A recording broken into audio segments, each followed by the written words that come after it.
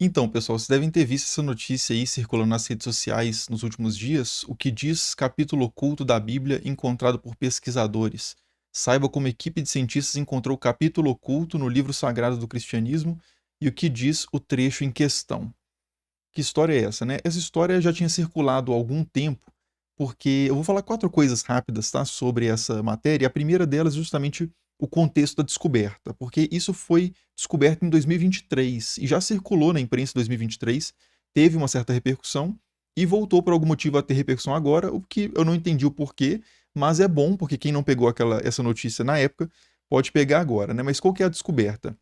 Em 2023 foi publicado, inclusive, um estudo acadêmico, né, um artigo acadêmico, revelando essa descoberta feita por um pesquisador da Academia Austríaca de Ciências, que é esse Grigori Kessel, e ele ele estava estudando ali na Biblioteca do Vaticano e encontrou um texto medieval, e nesse texto, numa camada inferior do texto, eu vou explicar isso daqui a pouco melhor, mas ele viu que tinha oculto atrás de um texto outro texto. Então aqui nesse artigo ele explica tudo isso em detalhes, né?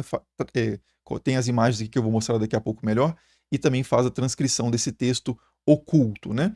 Mas assim, que história é essa de texto oculto? A gente já passa para o segundo ponto aqui, que é sobre palimpsestos. Palimpsestos é esse tipo de documento que a gente está vendo aqui na tela, que é muito comum na antiguidade, na Idade Média também, que é uma reutilização, é um documento reutilizado para escrever um novo texto sobre o texto antigo.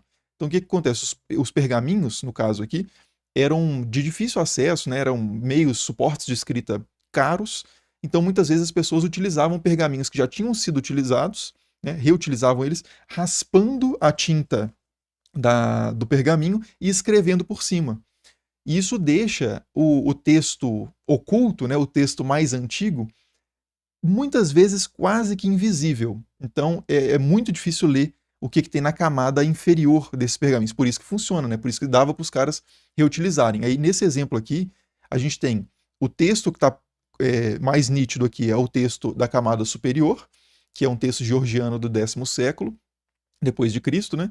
E aqui, principalmente na parte do meio, dá para ver melhor umas letrinhas que são camadas de textos anteriores. Então, tem textos siríacos do 6º século, que foram raspados, escreveram um texto siríaco do 8º século, e foi raspado e finalmente escreveram esse texto georgiano do 10º século. Então esse tipo de documento é bastante comum, né? São os palimpsestos. Então foi isso que o cara encontrou lá na Biblioteca do Vaticano, um texto que superficialmente era um tratado de teologia georgiano, só que por baixo esse pesquisador percebeu que tinha um texto bíblico, né, que é o que está sendo chamado lá na reportagem de texto de capítulo oculto da Bíblia.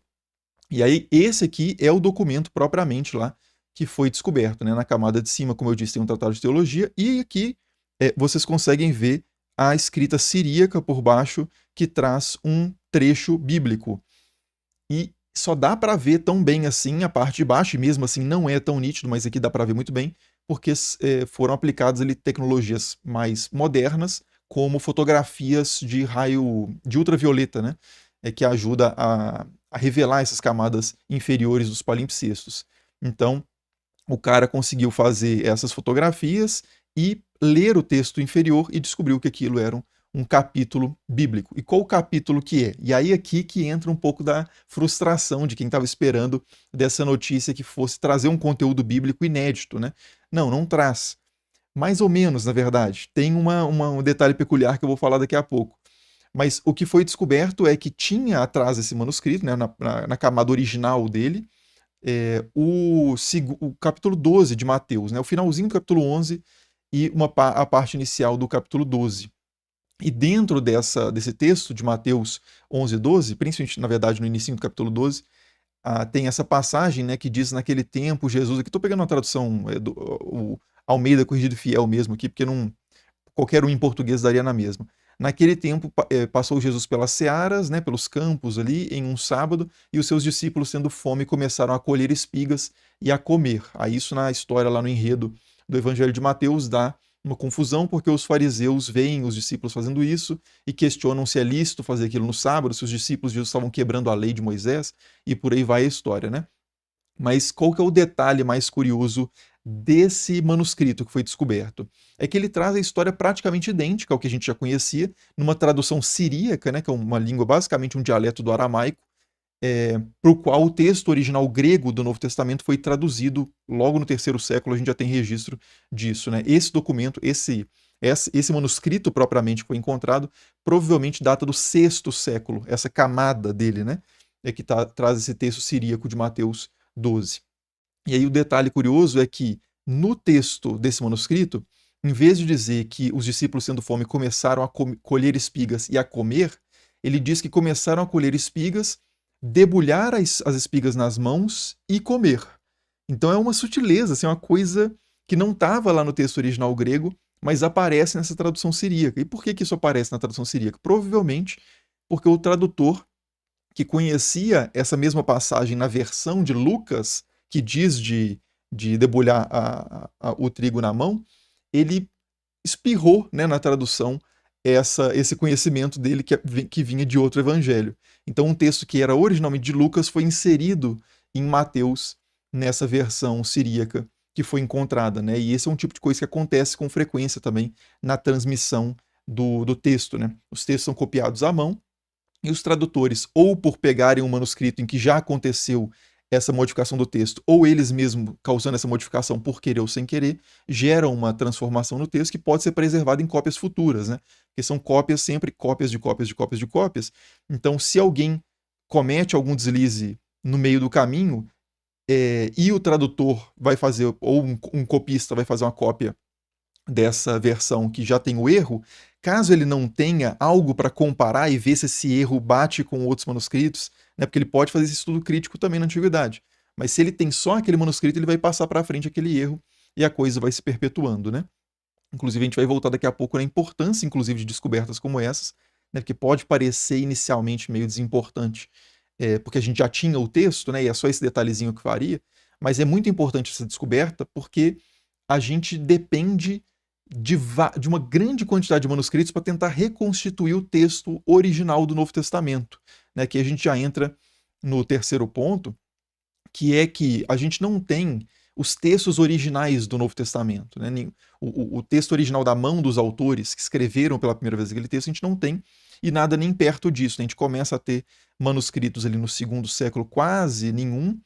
No terceiro século já começam a ter alguns manuscritos, principalmente no Egito, e depois é mais lá no 10º século, em termos de preservação histórica, é que a gente passa a ter um volume maior de manuscritos. E esses aqui são os manuscritos gregos, tá? São os manuscritos gregos, então aquele manuscrito siríaco, por exemplo, da tradução lá do texto que foi descoberto na Biblioteca do Vaticano, não entra nessa categorização, né? Que estão os manuscritos gregos, ou seja, escritos na língua original do Novo Testamento. Mas aqui, do 10º século para frente, é que tem um volume maior, né, de manuscritos. Então, qualquer manuscrito que foi encontrado antigo, e o que foi encontrado, como eu disse, data por volta do 6º século, é interessante para a gente fazer essa triangulação, né? Você fazer uma comparação, muito mais do que um triângulo, né? Fazer uma comparação de vários manuscritos para comparar, ver o que é mais comum, o que dizem os manuscritos mais antigos, e tentar reconstruir artificialmente, porque não tem outra alternativa, o texto original do Novo Testamento, que foi perdido por completo. Né? Então a gente não tem acesso direto ao texto original, a gente só tem acesso à preservação desse texto por meio de cópias e traduções, e é preciso sempre comparar essas diferentes cópias e traduções também, porque há muitas variantes nesses textos, né? Em geral, os manuscritos são bem fiéis na cópia de um ao outro, né? Eu não quero também sensacionalizar a coisa aqui, como se cada manuscrito trouxesse uma coisa diferente. Não. A transmissão do texto é bastante estável, mas tem sim algumas variantes, inclusive algumas muito importantes, como eu já comentei aqui no canal, no vídeo que eu fiz sobre a passagem lá da mulher pega em adultério, né? Aquela história do quem nunca pecou que atira a primeira pedra. Essa é uma história que não apareceu nos manuscritos originais, ela só aparece tardiamente, e quando ela aparece, ela está pulando, cada hora ela aparece numa parte, aparece numa parte do Evangelho de João, ou em outra parte, às vezes no Evangelho de Lucas, até ela finalmente se estabilizar ali por volta na virada do 7º para o 8º capítulo do Evangelho de João, onde nas Bíblias atuais essa passagem está. Né? Então tem alguns casos mais dramáticos como esse, mas em geral são divergências um pouco menores como essa, né, de inserir aquela informação de Lucas lá no Evangelho de Mateus. E aqui, só para ilustrar, né, essa questão da gente não ter os textos originais e a gente depender de muitos manuscritos, quando a gente pega uma Bíblia para ler e vai lá no Novo Testamento e lê, por exemplo, o Evangelho de Mateus, você tem um texto ali diante de você, né? E você lê uma palavra depois da outra e beleza. Só que de onde que está vindo esses textos? Isso aqui é uma tradução a partir de uma edição crítica do Novo Testamento, no caso, né? Tanto no Antigo quanto no Novo, mas vamos falar do Novo Testamento. É uma tradução a partir de uma edição crítica do Novo Testamento. O que que significa? Significa que pesquisadores, né, estudiosos, ao longo de muito tempo, foram acumulando esse conhecimento de vários manuscritos, comparando uns com os outros e criticamente decidindo quais eram as leituras, as versões mais confiáveis. E aí, quando você pega uma Bíblia como essa, né, de leitura mais para o público amplo, você não tem essa, porque seria desnecessário também ficar avisando assim quando que o texto tem variante ou não, na maioria dos casos, mas quando você pega a base para fazer traduções como essas, que são os aparatos críticos, né, como esse aqui, que é da United Bible Societies, a UBS, né, que é um dos mais importantes, você vai ver que em passagens como essa, isso aqui é o Evangelho de Mateus, primeiro capítulo, versículo 7 aqui, e aqui é o 8, né? E aí tem a genealogia de Jesus, aí tá falando fulano era filho de ciclano, que era filho de ciclano, que era filho de ciclano. Aí aparece esse nome aqui, Asaf, e aparece Asaf de novo. Aí ele traz uma nota de rodapé que diz, essa letrinha B entre chaves significa que o texto é quase certo, que de fato é Asaf, a leitura original, e ele diz que esse nome Asaf aparece no papiro 1, que é um papiro alexandrino do terceiro século, ele aparece no Codex Sinaíticos, que é representado por esse Aleph, ele aparece no Codex Vaticanus, no Codex Ephraemi Rescriptus, aparece também no Codex Beza e por aí vai, né? Aí fala em vários, os principais manuscritos que trazem a leitura Asaf, né? Nos manuscritos armênios, etíopes, georgianos, e por aí vai. E aí ele diz também que aparece o nome Asa em alguns manuscritos, em vez de Asaf, né, que são personagens diferentes do Antigo Testamento. Asa é um rei, né, Asaf é o músico, e Asa então aparece em alguns manuscritos, né, a única diferença aqui é a letra Fi no grego, então é fácil realmente de haver uma corrupção do texto, ou acrescentando o Fi ou retirando, mas Asa aparece em alguns outros manuscritos e aparece em autores antigos como Epifânio de Salamina e Agostinho de Hipona, né, o famoso Santo Agostinho. Então, quando você pega esses aparatos críticos da Bíblia, ele sempre vai dando notícia dessas variações textuais, e só é possível fazer isso e ter uma noção realmente se a gente está reconstruindo o texto bem, se o texto que a gente tem hoje é fiel ao texto que era lido lá nos tempos mais próximos de quando originalmente esses textos foram escritos, se você tem muitos manuscritos e pode fazer essas comparações, né? Quanto mais antigo, melhor, mas às vezes um manuscrito posterior pode trazer também uma leitura mais fiel, às vezes, do que um texto antigo, né? Então, quanto mais manuscritos, melhor. Então, assim, por mais que essa descoberta possa parecer menos importante do que a gente gostaria, assim, se descobrisse um capítulo inédito da Bíblia, ela continua sendo uma descoberta muito importante, porque são várias dessas pequenas descobertas que vão compondo, vão colocando peças nesse quebra-cabeça, né?